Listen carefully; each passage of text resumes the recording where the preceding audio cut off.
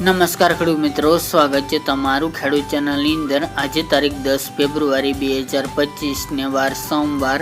આજના ઊંચા માર્કેટ યાર્ડના તાજા બજાર ભાવ। તો ખેડૂત મિત્રો, આજે ઊંચા માર્કેટ યાર્ડની અંદર જીરુના સૌથી ઊંચા ભાવ 4000 સુધી બોલાઈ રહ્યા છે। આજે પણ સતતપણે જીરુની બજારમાં ઘટાડો જોવા મળી રહ્યો છે, પરંતુ વરિયાળીના ભાવ આ વર્ષે 8000 પ્લસ બોલાઈ રહ્યા છે। આજે પણ 8000 ઉપર વરિયાળીના ભાવ નોંધાઈ રહ્યા છે। તો ચાલો આપણે જાણી લઈએ કે રાયડો, જીરુ અને અજમાના ભાવ શું ચાલી રહ્યા હતા।